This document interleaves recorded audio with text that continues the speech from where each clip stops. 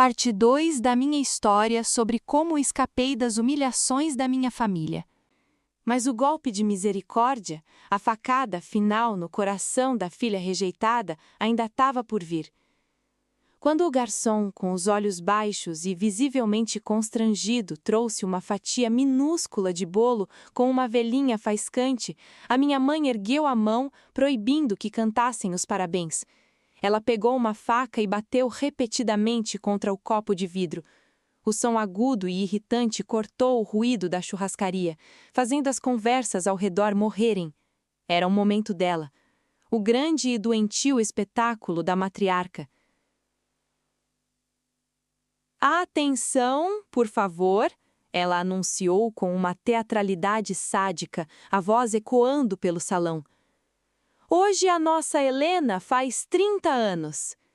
30 anos é um marco assustador, um sinal de alerta, não é verdade? Ela olhou para Nora buscando cumplicidade na humilhação. É a idade em que qualquer pessoa normal já conquistou o seu lugar no mundo, já construiu um patrimônio, já casou, já fez algo de útil. Mas a Helena sempre foi a nossa grande decepção atrasada. Senti o meu sangue parar de correr nas veias. O ar desapareceu. Sabe, Helena, ela continuou, inclinando-se na minha direção com os olhos duros e implacáveis como poços de gelo. Eu digo isso na frente de todos porque a verdade é o maior ato de amor e você precisa de um choque de realidade. Dói na minha alma olhar para você. Ver que você mora naquele apartamento minúsculo, que você tem um temperamento tão insuportável e tóxico que afasta qualquer pessoa que tente ficar perto de você. O seu fracasso é culpa da sua própria amargura. Você morre de inveja do sucesso e da luz do seu irmão, mas tudo bem. Ela fez uma pausa dramática, absorvendo o poder da destruição. A família serve para isso mesmo, para te engolir, te tolerar e te abrigar quando o resto do mundo te joga no lixo. Nós te amamos, Helena, mesmo você sendo esse fardo, essa falha gigantesca na nossa história. Parabéns! A mesa inteira explodiu em gargalhadas baixas. O meu irmão balançou a cabeça me olhando com uma pena nojenta e fabricada. E eu? Eu fui sugada para um abismo escuro. Senti o frio violento da vergonha subir pela minha espinha e paralisar a minha nuca, e meu rosto ficando quente. Era uma sensação de aniquilação tão absoluta que eu sentia o meu corpo derretendo e desaparecendo naquela cadeira engordurada. A minha mão direita, que estava escondida debaixo da mesa, tremia loucamente. Até que os meus dedos trêmulos encostaram na borda de couro da minha bolsa. Eles roçaram nos envelopes dourados milionários. E foi aí, foi exatamente nesse milésimo de segundo fraturado que um raio de lucidez fulminante e purificador atingiu o centro do meu cérebro. Foi ali que senti o instante preciso em que a cortina de fumaça da manipulação desabou. É quando eu entendi que a minha família jamais iria mudar. Eu olhei para o rosto da minha mãe. Olhei para os dentes dela sujos de carne enquanto ela sorria, deliciada com a minha humilhação. E a verdade caiu sobre mim como uma bigorna. Se eu tirasse aqueles envelopes dourados da bolsa agora, se eu jogasse na mesa a prova irrefutável dos meus milhões, ela não iria cair em prantos e me abraçar. Ela não iria me pedir perdão. Ela iria, no mesmo instante, tentar arrancar o controle da minha vida. A humilhação se transformaria em extorsão. Ela exigiria saber por que eu escondi o dinheiro dela. Ela ditaria quem ficaria com a melhor suíte na viagem. O meu irmão me processaria mentalmente por não ter dado aquele dinheiro em espécie para ele comprar um carro esportivo. Eles passariam 2 semanas nos resorts mais luxuosos e caros do planeta, fazendo a exata mesma coisa que estavam fazendo aqui. Me humilhando, me usando como lixeira emocional, só que bebendo o meu champanhe caríssimo. A minha falta de sucesso nunca foi o problema. O problema era a alma corrompida e sádica deles. Eu poderia dar o universo a eles, e ainda assim eu seria odiada. Lentamente, Eu tirei a minha mão vazia de dentro da bolsa. A tristeza sufocante evaporou. O pânico de ser rejeitada, que me atormentou desde a infância, sumiu. No lugar do medo, nasceu uma indiferença fria, absoluta e letal, uma paz cortante. Eu me levantei da cadeira sem pressa. A mudança súbita de energia fez as risadas da mesa se calarem instantaneamente. Olhos arregalados se voltaram para mim, confusos com a quebra do meu papel de submissão. Abri a minha carteira, peguei uma nota nova de R$ 100 e a amassei ao lado do meu prato intocado. Olhei direto, profundamente nos olhos da minha mãe, e pela primeira vez na minha vida, ela viu que não havia mais nenhum rastro de poder sobre mim. Aproveitem a carne, eu disse, com uma voz tão inabalável, tão gélida e superior, que o sorriso dela morreu na hora. Virei as costas e marchei pelo corredor da churrascaria em direção à rua. Eu não estava apenas saindo de um jantar estúpido. Eu estava atravessando o portão do meu próprio cativeiro emocional. Quando bati a porta do meu carro, a adrenalina explodiu nas minhas veias.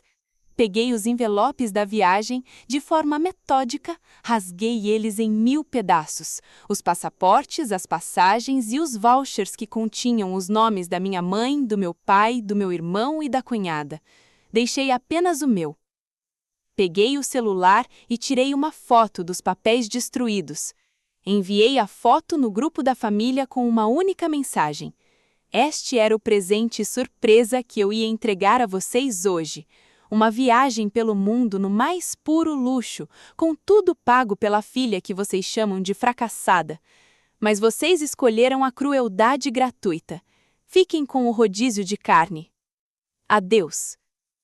A reação foi explosiva e patética, porque ela percebeu que perdeu a presa e entrou em desespero absoluto. O meu celular começou a vibrar como se tivesse eletrocutado. O meu irmão tentou ligar 5 vezes seguidas.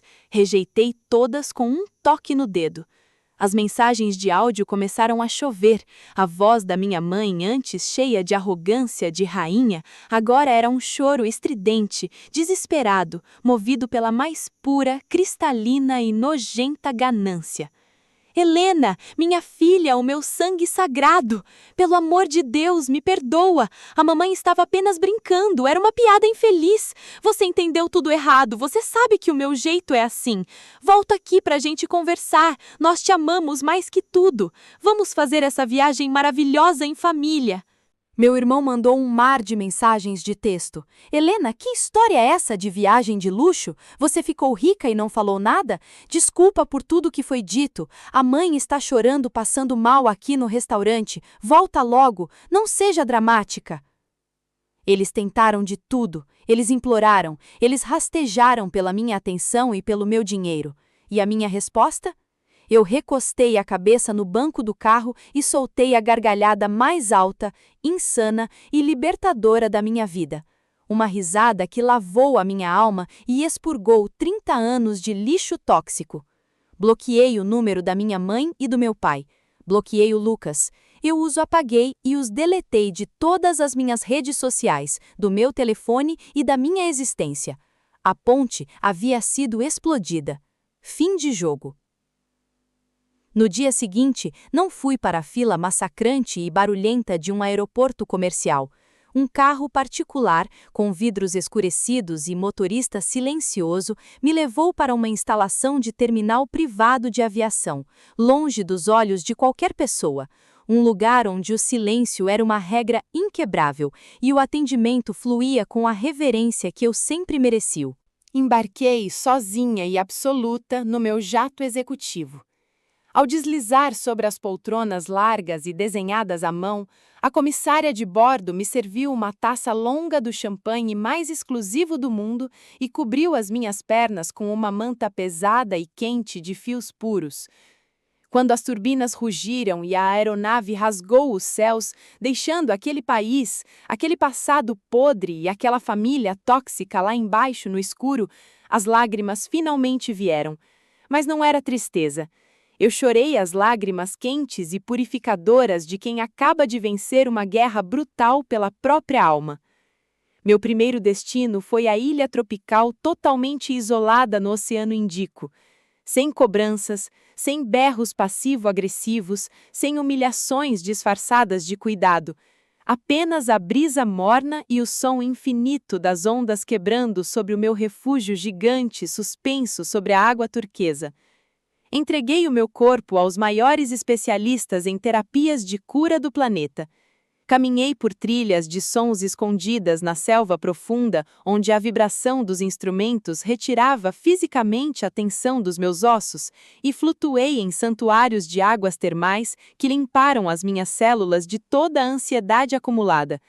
Ali, sobre o sol deslumbrante das Maldivas, a vergonha que a minha mãe havia injetado em mim simplesmente morreu, lavada pelo oceano.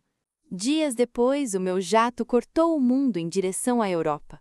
Pousei em uma montanha épica debruçada sobre o mar na costa espanhola para me internar na mais luxuosa casa que pude comprar. Fui às compras, comi nos restaurantes mais caros, conheci pessoas interessantes e, principalmente, encontrei felicidade. Eles que ficassem com suas amarguras e joguinhos mentais para eles. Eu deixei a minha família apodrecendo no inferno de mediocridade e fofoca que eles mesmos criaram. Eles tentaram contato comigo por mais um tempo, mas eu não quero mais. Hoje sou a dona da minha vida. Nunca mais serei a pessoa humilhada, desvalorizada e sem utilidade que eles julgavam que eu fosse. Hoje sou de verdade a mulher incrível que eu nasci para ser.